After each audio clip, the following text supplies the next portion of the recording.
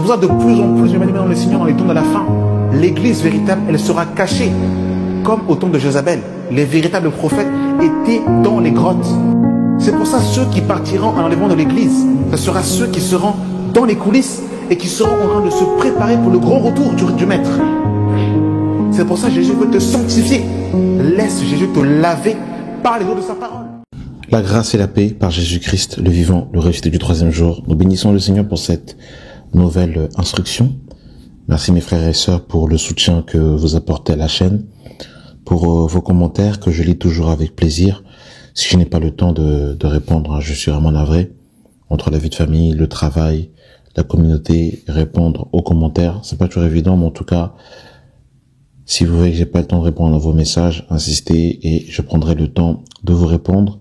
En tout cas, merci beaucoup pour le soutien que vous avez par rapport à cette œuvre, que toute la gloire soit rendue à notre Seigneur et Sauveur, Jésus-Christ.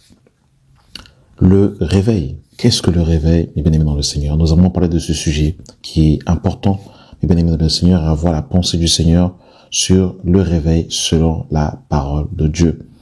Il est vrai qu'effectivement, nous entendons beaucoup le réveil et que on se pose la question de savoir est-ce que lorsque le Seigneur viendra, avant son retour, est-ce qu'il y aura un réveil massif? Est-ce qu'il y aura une multitude de conversions dans le monde entier? Est-ce qu'il y aura des signes, des prodiges, des miracles? Qu'est-ce que le réveil? Alors le réveil, effectivement, c'est l'ensemble de tout ce qu'on vient de citer, effectivement. Le réveil passe également par une manifestation de signes, de prodiges, de miracles. Le réveil passe effectivement par un certain nombre de personnes qui, un peu partout, se réveillent et sont zélés pour pouvoir annoncer l'évangile, prêcher la parole de Christ. Et c'est beaucoup de ce que nous venons de dire, mais le réveil, c'est avant tout, les bien-aimés dans le Seigneur, une prise de conscience. C'est avant tout une prise de conscience. Et ça, c'est vraiment important de le comprendre, de le saisir, mes bien-aimés dans le Seigneur. Le réveil, dans le réveil, il peut avoir une manifestation spirituelle, des dons, des grâces et de toutes ces choses. Mais ce n'est pas directement ça le réveil. Je dirais que ça, c'est une conséquence au réveil. Mais le réveil, à proprement dit, en lui-même, c'est une prise de conscience dans son état. Et on va prendre le premier passage dans le livre de Matthieu, chapitre 25. Le verset 1 de Matthieu 25, il est écrit « Alors, le royaume des cieux sera semblable à 10 vierges qui, ayant pris leur lampe, allèrent à la rencontre de l'époux. 5 d'entre elles étaient folles et 5 sages. Les folles, en prenant leur lampe, ne prirent point d'huile avec elles, mais les sages prirent leur lampe de l'huile dans des vases. Comme l'époux tardait, tous s'assoupirent et s'endormirent. » Donc on ne peut pas parler de réveil sans sommeil. Donc on voit que le réveil et le sommeil sont étroitement liés. Donc on voit déjà que quelqu'un qui est réveillé passe d'un état à un autre. Donc on ne peut pas parler de réveil, mais bien aimé dans le Seigneur, s'il n'y a pas un changement d'état, s'il n'y a pas un changement de stature, s'il n'y a pas un changement de posture.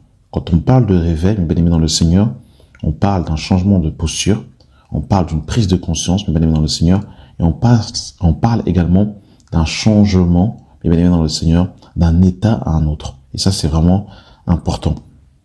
Quelqu'un qui dit qu'il est réveillé et que sa vie n'a pas changé, il n'est pas réveillé. Quelqu'un qui dit qu'il est réveillé et qui a le même trait de caractère n'est pas réveillé. Quelqu'un qui dit qu'il est réveillé et qui vit toujours dans le péché n'est pas réveillé.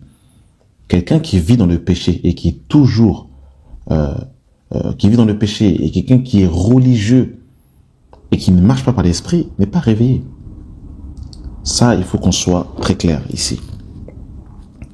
Le verset 6 est très intéressant. On nous dit, au milieu de la nuit, on cria, voici l'époux, allez à sa rencontre.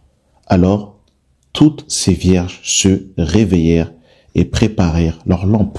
Donc là, c'est très intéressant ce qu'on nous dit au verset 6. On nous dit, au milieu de la nuit, on cria. Et nous savons que la parole de Dieu nous dira, on le lira par la suite, la nuit est avancée, le jour approche. Donc la nuit est avancée, bien aimé le Seigneur, c'est la manifestation des œuvres des ténèbres, je dirais, l'intronisation du royaume de la bête, de l'antéchrist, qui de plus en plus va, se manifester, va de plus en plus, agir dans ces temps qui sont les derniers, bien aimés dans le Seigneur. Et on nous dit, mes bien-aimés Seigneur, on cria, voici l'époux, allez à sa rencontre. Ce qui est très intéressant, mes bien-aimés dans le Seigneur ici, c'est que le cri est aussi l'image de la trompette. Donc, mes bien-aimés dans le Seigneur, les serviteurs sont comme des trompettes qui doivent annoncer un message. Et le message qui doit être annoncé, c'est « Voici l'époux, allez à sa rencontre ». Et c'est très intéressant ici, parce qu'on voit que, en vérité, c'est pas n'importe quel message qui nous réveille. Il n'y a qu'un seul son, il n'y a qu'un seul cri qui réveille les vierges. Ce qui réveille les vierges, c'est le message qui concerne la personne de Christ.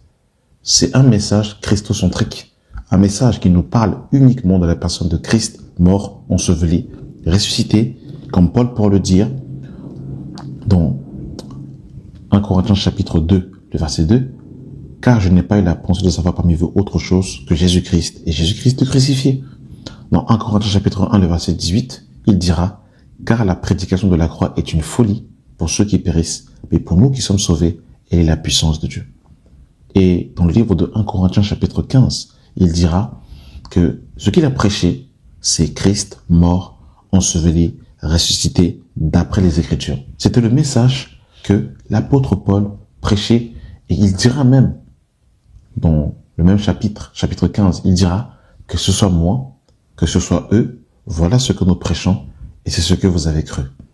Donc, mes bien-aimés dans le Seigneur, il n'y a qu'un seul message qui réveille, c'est la présentation de l'époux. Il n'y a pas d'autre message. Les messages philosophiques, les messages qui nous parlent, comme Paul pourra le dénoncer, des docteurs qui parlent des généalogies sans fin, qui parlent des fables, qui nous parlent de la loi de Moïse. Tous ces messages ne réveillent pas. Il n'y a qu'un seul message qui réveille, c'est la présentation du Messie. Le Seigneur dira, dans le livre de Luc chapitre 24, que la loi, les prophètes et les psaumes parlent de lui. Donc, tout ce que nous parcourons dans les Écritures doit nous révéler et nous présenter une seule personne, Jésus de Nazareth, Yeshua Mashiach, le vivant du troisième jour. Et ça, c'est vraiment important, mes bien-aimés dans le Seigneur, c'est capital. C'est le seul message qui réveille les 10 vierges. En dehors de ce message-là, c'est le sommeil spirituel. Et ce qui est très intéressant, quand on lit le livre de l'Apocalypse, on voit effectivement que Jésus marchait au milieu des 7 chandeliers. Et les 7 chandeliers étaient l'image de cette église, qui est l'image du corps de Christ. Donc c'est lui qui marche au milieu, il est la personne centrale. C'est lui que nous devons prêcher, c'est lui que nous devons annoncer, mes bien-aimés, dans le Seigneur. Il n'y a pas d'autre message, il n'y a pas une autre personne que l'on peut annoncer. Et c'est vrai qu'aujourd'hui, beaucoup de messages, beaucoup d'églises vont centrer leur message sur les démons, sur le combat spirituel, sur les liens d'âme, les liens ancestraux, les liens familiaux. Non pas que ces messages ne sont pas des messages qui sont dans la Bible, mais ce n'est pas le message central. Les apôtres n'ont jamais centré leur message sur les démons. Les apôtres n'ont jamais basé leur message sur le combat spirituel, sur les liens d'âme, les liens ancestraux, les liens familiaux, sur l'onction. Ce n'était pas du tout le message des apôtres. Les apôtres n'ont jamais accentué leur message sur les miracles. Jamais de la vie. Les apôtres n'ont jamais accentué leur message sur les dons spirituels, bien que les dons spirituels sont dans la parole, bien que l'onction est dans la Bible, mais ce n'était pas leur message central. Leur message central, c'était Jésus-Christ de Nazareth. Et tout, bien évidemment, quand on présente la personne de Christ, tout va découler. L'onction, les dons spirituels, la délivrance, la guérison et toutes ces choses, mais il faut présenter la personne principale. Et la personne principale, l'acteur principal des Écritures, c'est Jésus de Nazareth. Alors, toutes ces vierges se réveillèrent et préparèrent leurs lampes. Les folles dirent aux sages, « Donnez-nous de votre huile, car notre lampe s'éteigne. » Les sages répondirent, « Non, il n'y aura point assez pour nous et pour vous. Allez plutôt chez ceux qui en vendent et achetez-en pour vous. Pendant qu'il allait en acheter, l'époux arriva. Celle qui était prête entrait avec lui dans la salle des noces et les portes furent fermées. Plus tard, les autres vierges vinrent et dirent, Seigneur, Seigneur, ouvre-nous. Mais il leur répondit, je vous le dis en vérité, je ne vous connais pas. Donc, comme bien-aimés dans le Seigneur, on comprend que le réveil, c'est une prise de conscience. Pourquoi c'est une prise de conscience? Parce que lorsque les 10 vierges qui s'étaient endormies vont se réveiller au cri de minuit, quand elles vont se réveiller, elles vont prendre conscience de leur état. Celles qui étaient prêtes vont rentrer dans la salle des noces et celles qui n'étaient pas prêtes vont rater l'enlèvement de l'église. Bien aimé dans le Seigneur. C'est ça, c'est important. C'est que, en vérité, quand on se réveille, on prend conscience de son état. C'est ça le réveil. Le réveil, c'est une prise de conscience par rapport à son état. C'est-à-dire que si j'étais quelqu'un qui vivait dans l'adultère, eh bien le réveil, l'esprit va m'interpeller sur l'état de mon huile pour savoir où est-ce que j'en suis avec le Seigneur. Et il va me dire clairement où est-ce que j'en suis avec le Christ. Est-ce que je suis réveillé ou est-ce que je suis chrétien charnel, chrétien mélangé, chrétien tiède? C'est ça le réveil. Et le réveil vient révéler mon état. Mon état. Mais si je dis que je suis réveillé parce que j'ai prophétisé, parce que j'ai prié pour quelqu'un, la personne est tombée, mais que moi-même je suis toujours attaché aux choses d'en bas, que j'ai toujours une vie de péché, je suis toujours dans l'amertume, dans le manque de pardon, non, je ne suis pas réveillé. Je suis dans un sommeil profond, dans un coma très très profond, mais bien aimé, dans le Seigneur. Donc le réveil, c'est une prise de conscience par rapport à son état. On prend conscience de qui on est, et c'est à ce moment-là, mes bien-aimés dans le Seigneur, où on se dégage, mes bien-aimés dans le Seigneur, du sommeil. Parce qu'on va se rendre compte, mes bien-aimés dans le Seigneur, que le sommeil nous ramène aussi à un état. Quelqu'un qui est dans un sommeil profond, mes bien-aimés dans le Seigneur, forcément, eh bien, le conduira à une œuvre, une manière de vivre. Cantique des Cantiques, chapitre 5, le verset 2 nous dit « J'étais endormi, mais mon cœur veillait. C'est la voix de mon bien-aimé qui frappe. » Et ça, c'est l'état des 5 vierges sages. En vérité, même dans leur sommeil, elles étaient encore sous leur garde. Elles étaient prêtes. Et c'est ça qui leur a permis que lorsqu'elles ont entendu la voix de l'époux, qu'elles ont entendu le son de la trompette, qu'elles étaient dans un état, elles étaient disposées pour entrer dans la salle des noces parce qu'elles étaient prêtes. J'étais endormi, mais mon cœur veillait. C'est la voix de mon bien-aimé qui frappe. Donc, elles étaient prêtes à entrer dans la salle des noces parce que leurs œuvres étaient des œuvres de justice. Elles étaient prêtes à rentrer dans la salle des noces, mes bien-aimés dans le Seigneur. Donc, on comprend, mes bien-aimés, que il est impératif que dans ces temps qui sont les derniers, que les ministres puissent prêcher le vrai message, puissent sonner du chauffard qui nous présente la personne de Christ. Parce qu'il n'y a que ce message-là, de la présentation de Christ, qui nous réveille et qui nous fait passer de la mort à la vie, des ténèbres à la lumière, du péché à la sainteté. Il n'y en a pas d'autre. Romains 13, verset 11. Cela importe d'autant plus que vous savez à quel temps nous sommes. C'est l'heure de vous réveiller enfin du sommeil. Car maintenant, le salut est plus près de nous que lorsque nous avons cru. La nuit est avancée, le jour approche. C'est exactement la configuration de Matthieu 25. C'était à minuit, au milieu de la nuit, on cria. Donc c'est exactement cette configuration dans laquelle nous sommes, où nous sommes dans une génération où Sodome et Gomorrhe s'est mondialisé. Nous sommes comme au temps de Noé, où des gens mariaient leurs enfants, buvaient, mangeaient, et ils ne se doutèrent de rien. Nous sommes exactement dans ce temps-là, et bien aimé dans le Seigneur. Cela importe d'autant plus que vous savez en quel temps nous sommes. Et encore une fois, celui qui est réveillé est conscient du temps dans lequel on est. Celui qui n'est pas conscient, celui qui dort, n'est pas conscient dans le temps dans lequel il est. Donc du coup, il va vivre sur le temps qu'il pense être. Je donne un exemple. Là, présentement, au moment où je suis en train de tourner cette audio, il est 9 heures. Au moment où je suis en train de faire cet enregistrement. Forcément, l'homme vit par rapport au temps. Nous faisons tout par rapport au temps. On s'habille même également par rapport à la température. On fait tout par rapport au temps. On se réveille par rapport au temps. On va se coucher par rapport au temps. L'homme est lié au temps. Mais quelqu'un qui est endormi n'est pas conscient du temps dans lequel il est. Il n'est pas conscient que nous sommes dans les temps de la fin. Et comme il n'est pas conscient que nous sommes dans les temps de la fin et que Jésus est en train de revenir, il vivra comme s'il avait le temps, comme si le Seigneur n'était pas à la porte. Cela importe d'autant plus que vous savez en quel temps nous sommes. C'est l'heure de vous réveiller enfin du sommeil, car maintenant, le salut est plus près de nous que lorsque nous avons cru. Écoutez ce qu'il dira.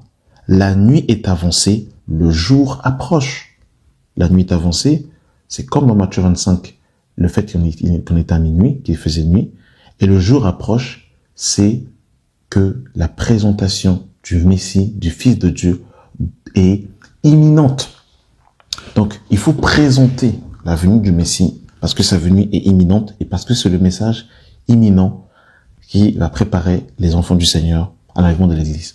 Je donne un exemple, bien aimé, pour ceux qui ont l'habitude de voyager, qui prennent l'avion. Vous savez que si l'avion a prévu de démarrer à 7 heures du matin et que j'arrive à l'aéroport à 6h50 n'ayant pas enregistré mes valises, ça va être très compliqué. Si je dois prendre un train, un TGV, faire Paris-Marseille, et si le train est à 10h et que j'arrive à la gare à 10h05, c'est compliqué. Donc je dois être conscient du temps et on se prépare aussi en vue du temps. C'est pour ça que l'apôtre Paul dira, bien aimé dans le Seigneur, de racheter le temps, car les jours sont mauvais. Nous devons racheter le temps, bien aimé dans le Seigneur. Donc racheter le temps, c'est être prévoyant, c'est ne pas être surpris. C'est être comme ces 5 vierges sages qui se sont endormies, mais dans leur cœur veillé. La nuit est avancée, le jour approche. Et regardez, bien aimé dans le Seigneur, l'état du réveil. Quelqu'un de réveillé, mais madame le Seigneur, ça se voit. En vérité, si je rentre dans une maison et qu'il y a 5 occupants dans la maison et que les 5 occupants dorment, c'est-à-dire les parents et les 3 enfants qui sont en train de dormir, eh bien, la maison va être plongée dans le silence. Parce que tout le monde dort. Il n'y aura pas d'activité dans la maison parce que tout le monde dort. Les lumières seront éteintes parce que tout le monde dort. Mais maintenant, si je vais dans cette même maison et que les 5 occupants sont réveillés, maman fait à manger, par exemple, papa fait le bricolage, les enfants sont en train de faire leurs devoirs, il y a une activité. Je passe à côté de la maison, je vais entendre du bruit parce qu'il y aura une activité, parce que les occupants de cette maison sont réveillés. Donc, en d'autres termes, quelqu'un de réveillé, c'est visible. On peut pas être semi-réveillé, à moins qu'on soit somnambule, mais un somnambule n'est pas totalement réveillé. Mais quelqu'un qui est réveillé, ça se voit. Donc le réveil, c'est manifeste. Quelqu'un de réveillé, ça se voit. Dépouillons-nous donc des œuvres des ténèbres et revêtons les armes de lumière. Donc celui qui est réveillé passe par le dépouillement. Amen, gloire à Dieu. Je peux pas être réveillé et marcher par le vieil homme. Je peux pas être réveillé et marcher par la chair. Si je suis réveillé, automatiquement, je vais me dépouiller des œuvres des ténèbres. Dépouillons donc des œuvres des ténèbres et revêtons les armes de lumière. Écoutez, marchons honnêtement comme en plein jour. Donc ma manière de marcher, bien aimé dans le Seigneur, elle est très claire. Quelqu'un qui marche dans la nuit, je dis encore l'exemple de cette même maison avec les 5 occupants. Voilà, l'enfant a par exemple 1 an, il se réveille dans la nuit parce que il pleure, il a ses coliques. Papa se réveille et il va chercher bien évidemment l'interrupteur le plus proche pour allumer la lumière ou à l'occurrence mettre la torche sur son téléphone afin de pouvoir voir les différents obstacles. Mais se réveiller dans la nuit comme ça et chercher la route, il va certainement soit marcher, se cogner l'orteil sur un objet ou sinon se prendre le mur parce qu'il ne verra pas les obstacles parce qu'il est dans le noir. Donc il aura besoin d'allumer la lumière afin de pouvoir voir. Et ça parle aussi du psaume de David qui dira « Ta parole est une lampe à mes pieds, une lumière sur mon sentier. » Donc celui qui est réveillé marche honnêtement comme en plein jour. C'est très clair quand il marche. il ne marche pas dans l'hypocrisie, il ne marche pas dans le mensonge, il ne marche pas dans les ténèbres. Marchons honnêtement comme en plein jour, loin des excès et de l'ivrognerie. Oh, c'est terrible. Et de la luxure, de l'impudicité, des querelles et des jalousies. Waouh, vous vous rendez compte? Donc celui qui est ivrogne, la Bible dit, ne vous enivrez pas de vin sur de la débauche, soyez au contraire remplis de l'esprit. Celui qui est dans, l'ivrognerie, celui qui est dans la luxure, dans l'impudicité, dans les querelles, dans les jalousies, et dans le sommeil, et dans la mort. Vous vous rendez compte? C'est pour ça qu'on disait précédemment que le sommeil est lié à une manifestation d'œuvre. C'est incroyable quand même. Hein? Et verset 14, on dira, « Mais revêtez-vous du Seigneur Jésus-Christ et n'ayez pas soin de la chair pour en satisfaire les convoitises. » Donc celui qui satisfait sa chair, mais bien aimé dans le Seigneur, est dans la convoitise, est dans le sommeil spirituel, il est dans la mort. Waouh! C'est terrible, bien aimé dans le Seigneur. Que le Seigneur nous vienne en aide. Éphésiens chapitre 5, le verset 8, nous dit, « Autrefois vous étiez ténèbres. » Les ténèbres, c'est lié au sommeil, c'est lié à la nuit, c'est lié au péché. Et maintenant vous êtes lumière dans le Seigneur. Marchez comme des enfants de lumière, car le fruit du Seigneur, car le fruit de l'Esprit consiste en toutes sortes de bonté, de justice, de vérité. Examinez ce qui est agréable au Seigneur et ne prenez point part aux œuvres infructueuses des ténèbres, mais plutôt condamnez-les. Donc, les ténèbres est égal le sommeil, est égal la nuit, est égal le péché. Car il est honteux de dire ce qu'ils font en secret, mais tout ce qui est condamné est manifesté par la lumière. Car tout ce qui est manifesté est lumière. C'est pour cela qu'il est dit, réveille-toi, toi qui dors, réveille-toi d'entre les morts et Christ t'éclairera. Waouh! Là, on a encore une autre révélation, une autre profondeur. On comprend que le sommeil, c'est l'image de la mort. Et rappelez-vous, lorsque, justement, Lazare était mort, Jésus va dire à ses disciples, Lazare dort, mais je vais le réveiller. Donc, le sommeil est aussi le synonyme de la mort. C'est terrible. Donc, celui qui dort est mort. Il peut passer pour être vivant, mais en vérité, il est mort. Et on dit, c'est pour cela qu'il est dit, réveille-toi, toi qui dors, relève-toi d'entre les morts, et Christ t'éclairera. On comprend là, aussi mes bien-aimés dans le Seigneur, que le véritable réveil, c'est l'éclairage. Waouh! Gloire à Dieu. Donc celui qui est réveillé, il est éclairé. Parce qu'il est éclairé par la parole. Amen. La parole, c'est la vie.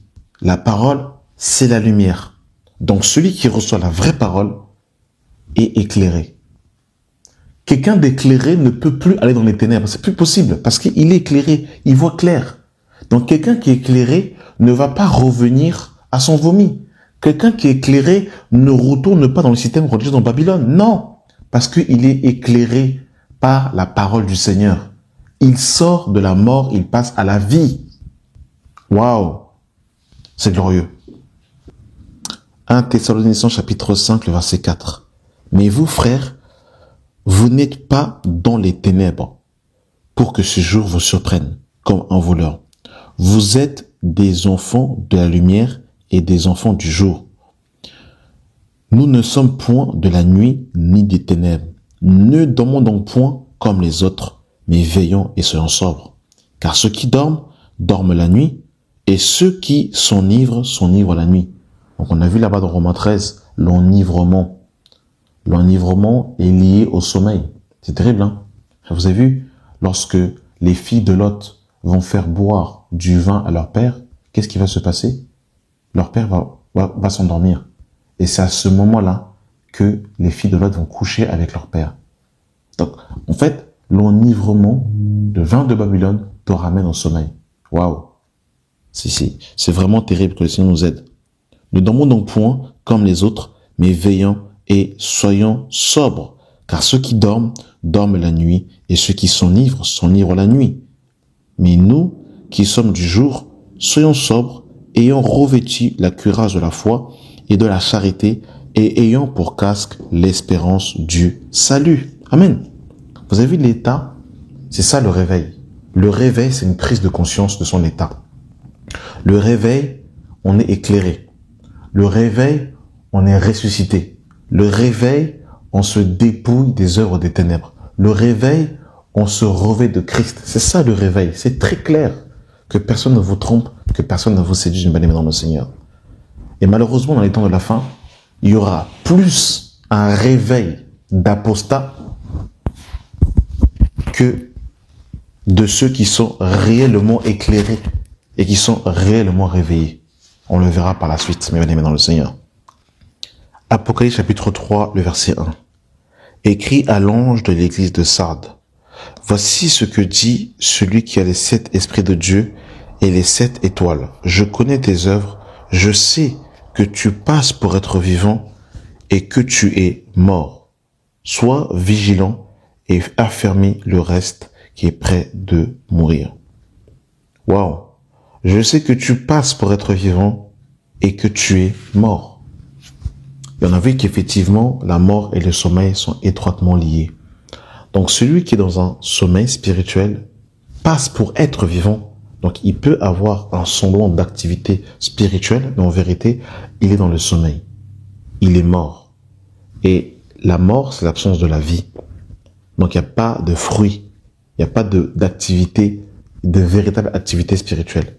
C'est beaucoup de bruit, mais pas de vie. Ça peut être des cantiques, ça peut être des prédications, ça peut être des exhortations, ça peut être de l'évangélisation, mais tout ça, en vérité, la personne est morte parce qu'elle n'est plus branchée à Christ. Il faut savoir que si nous vivons, c'est parce que nous sommes attachés au cep. Quand nous sommes attachés au cep, la sève coule en nous et nous vivons. Mais celui qui est détaché de Christ, bien aimé dans le Seigneur, ne peut pas vivre. Le Seigneur dira, sans moi, vous ne pouvez rien faire. C'est terrible. Et nous avons dit précédemment que dans ces temps qui sont les derniers, il y aura plus un réveil d'apostasie qu'un réveil, malheureusement, de personnes qui vont véritablement entendre la voix du bon berger. Et ça, c'est la parole de Dieu qui le dit, mes bien-aimés dans le Seigneur. Et on terminera par ces derniers passages. Il faut savoir que quand vous parcourez toute la Bible, le Seigneur n'a jamais été le Dieu de la foule. Il a toujours été le Dieu du reste. Et il y a une parabole dans les Écritures, véritablement, je vous assure, qui me met la crainte. Parce que vous savez, lorsque la parole de Dieu est prêchée, elle est comme un filet. Et ce filet attire toute espèce de poisson. Et c'est ce que nous pensons des fois, croire que c'est le réveil. Quand on voit la foule, on a l'impression que c'est ça le réveil. Alors qu'en vérité, la foule, c'est parce que, bien aimé dans le Seigneur, un filet a été jeté. Mais quand le filet est jeté, il y a toute une multitude de poissons qui sont attirés. On va lire ce passage. Ce passage me met toujours la crainte. Lorsque je lis cela, je me dis, Seigneur, garde nos cœurs. Matthieu 13, le verset 47. Le royaume des cieux est encore semblable à un filet jeté dans la mer et ramassant des poissons de toute espèce. Donc, ça, c'est ce que nous, humainement parlant, on croit que c'est le réveil. Mais en vérité, c'est juste le filet qui est jeté. Et dans ce filet-là, il y a plusieurs poissons. Mais regardez ce qu'on nous dit. Quand il est rempli, les pêcheurs le tirent. Et après s'être mis sur le rivage, ils mettent dans des vases ce qui est bon et ils jettent ce qui est mauvais. Il en sera de même à la fin du monde. Waouh! C'est terrible.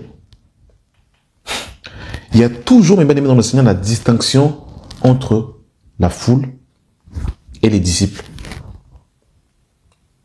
La foule sont dans l'excitation, mais ils ne sont pas réveillés. Ils suivent simplement la nuée, mais ils ne sont pas des disciples.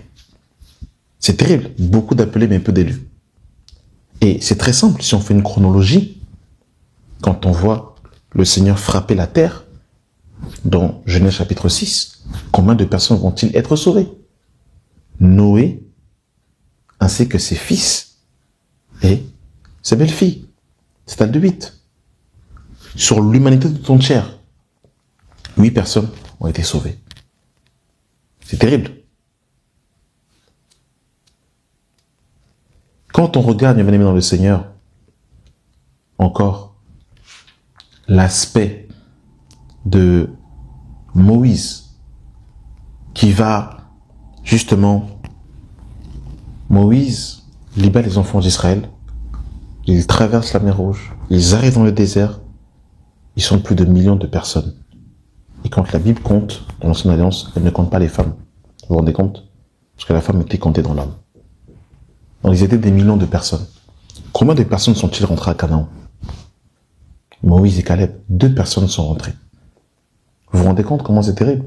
Sur les 10 vierges, sur les 10, combien sont rentrés dans la salle des noces? 5. Waouh, c'est terrible. Vous avez vu ce tri, bien aimé dans le Seigneur? Comment c'est terrible. La foule entend le message, mais le comprend uniquement en parabole. Mais les vrais disciples entendent le message, le gardent et le mettent en pratique. C'est eux qui seront réveillés, c'est pas la foule. La foule, ils sont attirés par le filet. Mais ceux qui sont réellement réveillés, c'est ceux qui entendent la parole, la méditent, posent des questions et la mettent en pratique. Matthieu 13, le verset 10. Les disciples s'approchèrent et lui dirent: pourquoi leur parles-tu en parabole?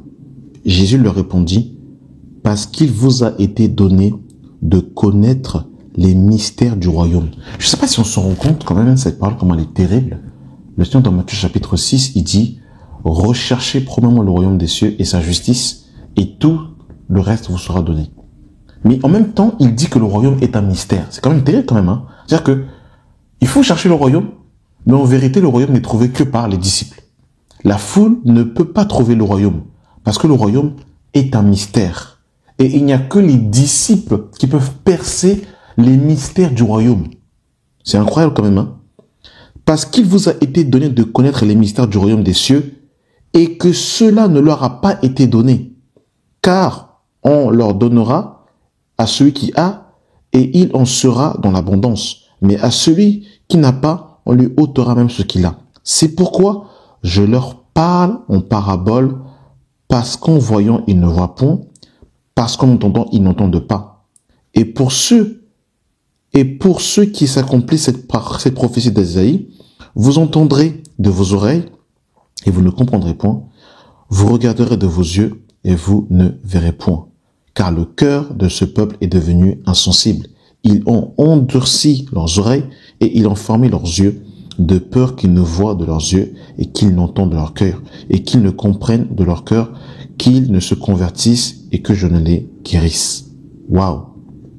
Mais heureux sont vos yeux parce qu'ils voient et vos oreilles parce qu'ils entendent. Waouh! Mais ça c'est terrible ça. Donc là on comprend que en vérité la foule ne voit pas et la foule n'entend pas. C'est pour cette raison que quand on lit les 7 églises, il y aura toujours cette expression que celui qui a des oreilles entende. Parce qu'il n'y a que les véritables disciples qui voient le Seigneur, un peu comme Job pourra dire: mes oreilles avaient entendu parler de toi, maintenant mes yeux t'ont vu. Et il n'y a que les disciples qui entendent. Parce que Étienne dira au Sanhédrin: incirconcis de cœur et d'oreille. Donc en fait, ceux qui ne sont pas disciples ne peuvent pas entendre. Waouh! Mais heureux sont vos yeux parce qu'ils voient et vos oreilles parce qu'ils entendent. Je vous le dis en vérité, beaucoup de prophètes et de justes ont désiré voir ce que vous voyez et ne l'ont pas vu, entendre ce que vous entendez et ne l'ont pas entendu. Waouh! C'est terrible. Acte 19, le verset 8. Ensuite, Paul entra dans la synagogue où il parla librement pendant 3 mois. Il discourut sur les choses qui concernent le royaume de Dieu. Vous avez vu, c'est le même message, le royaume, la personne de Christ. S'efforçant de persuader ceux qui l'écoutaient. Donc ça, c'était la foule. Mais comme quelques-uns restaient endurcis et incrédules, la foule, voilà, l'incrédulité et l'endurcissement, décriant devant la multitude la voix du Seigneur, il se retira d'eux, écoutez, sépara les disciples et enseigna chaque jour dans l'école d'un nommé Tyrannus. Séparation. Donc vous avez vu, dans un premier temps, la parole est donnée. C'est le filet qui est jeté. Quand le filet est jeté, il y a des poissons de toute espèce. Mais après, qu'est-ce que l'on fait? On tire le filet, les pêcheurs se mettent sur le côté et ils mettent dans des vases les bons poissons. Et le reste, ils les mettent à côté. C'est ça. En fait, c'est les bons poissons, c'est eux qui se réveillent. Nous, humainement parlant, quand on voit une multitude de personnes dans un endroit, on dit, ça c'est le réveil. Non, non, non, non. Il y a une distinction entre la foule et les disciples. La foule ne voit pas, n'entend pas, ne comprend pas parce que leur cœur est incrédule. Leur cœur est endurci. C'est terrible.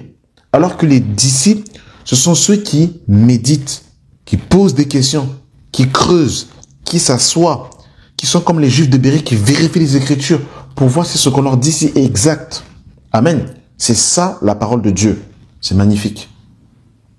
Vous avez Élie le prophète en son temps pensé également qu'il était seul parce que il voyait les prophètes de Baal et d'Astarté et il pensait qu'il était seul. Et la parole de Dieu nous dira dans Romains chapitre 11 le verset 2, Dieu n'a pas rejeté son peuple qu'il a connu d'avance. Ne savez-vous pas ce que l'Écriture rapporte d'Élie, comment il adressa à Dieu cette plainte comme Israël, Seigneur, ils ont tué tes prophètes, ils ont renversé tes autels, je suis resté moi seul et ils cherchent à m'ôter la vie. Quelle réponse Dieu lui donna-t-il? Je me suis réservé 7000 hommes qui n'ont pas fléchi les genoux devant Baal. De même aussi, dans le temps présent, il y a un reste selon l'élection de la grâce. Il y a un reste. Il y a un reste. Waouh. Le Seigneur est le Dieu du reste, pas le Dieu de la foule. C'est terrible. Comme Paul, à l'école de Tyrannus, a séparé les disciples de la foule. Séparation. Donc, dans les temps qui sont les derniers, c'est un reste. Et c'est un reste minime que Dieu seul connaît. Il n'y a que le Seigneur qui connaît ses élus. Comme au temps d'Élie, les vrais prophètes étaient cachés dans les grottes. Donc la véritable église, c'est pas les méga church que nous voyons là, où il y a des 2000, 3000 membres, c'est pas ça l'église. L'église véritable, elle est cachée. Seul Dieu la connaît et c'est un petit reste, c'est un petit groupe de personnes qui ne veulent pas se compromettre, qui ne veulent pas se souiller. Comme au temps, mes bien-aimés dans le Seigneur, des Maccabées, avec effectivement ces Juifs qui n'ont pas voulu se compromettre face à Antichus Épiphane, qui avait séduit la plupart des Juifs de son époque, et une petite minorité de Juifs étaient restés fidèles à la Torah et n'ont pas voulu se soumettre justement à l'oppression du roi Antichus Épiphane, mais qu'ils ont gardé la parole du Seigneur. Et regardez ce que la Bible dit. Ce que nous allons vivre dans ce temps qui sont les derniers, mes bien-aimés dans le Seigneur, l'Esprit le dit expressément, ce qu'il y aura. Est-ce qu'il y aura un réveil? C'est-à-dire en fait une grande multitude de réveils, de personnes conscientes, ou il y aura plutôt un réveil de l'apostasie, un réveil du mensonge, tout simplement. La Bible dit dans le livre de 1 Timothée chapitre 4, le verset 1, mais l'Esprit dit expressément que dans les derniers temps, quelques-uns abandonneront la foi pour s'attacher à des esprits séducteurs et à des doctrines de démons, par l'hypocrisie de faux docteurs, portant la marque de la flétrissure dans leur propre conscience. Mais l'Esprit dit expressément, donc c'est sans contredire, que dans les derniers temps, quelques-uns abandonneront la foi. Waouh, voilà ce que l'Esprit dit. L'Esprit ne dit pas que dans les temps de la fin, il y aura un réveil mondial des personnes. Non, l'Esprit dit que dans les temps de la fin, il y aura plus l'esprit de l'erreur qui va prédominer. Et quand on lit les 7 églises de l'Apocalypse, on voit les 7 âges de l'église. Et la dernière église est l'église de Laodicée. C'est fou parce que cette église pensait qu'elle voyait, pensait qu'elle était riche, pensaient qu'elle était habillée alors qu'elle était nue, alors qu'elle était aveugle, alors qu'elle était pauvre. C'est terrible. Et cette église-là était manifestée par la tiédeur, le mélange du chaud et du froid. C'est terrible. C'est l'état de l'église actuelle. Nous sommes parfaitement dans l'église de Laodicée. L'église qui est complètement mélangée, le mélange de l'esprit, le mélange de la chair, le mélange de la loi, le mélange de la grâce, le mélange des choses spirituelles, des choses d'en bas. C'est typiquement l'état de l'église actuelle, l'église de Laodicée. C'est terrible. 2 Timothée 4, le verset 3. Car il viendra un temps où les hommes ne supporteront pas la saine doctrine. Oh là là, Seigneur. Mais ayant la démonstration des choses agréables, ils se donneront une foule de docteurs selon leurs propres désirs, détournant l'oreille de la vérité et se tournant vers les fables. Waouh! Voilà ce que l'Esprit dit. C'est ça qu'on va vivre, bien aimé dans le Seigneur. L'abandon de la foi, le détournement de la saine doctrine.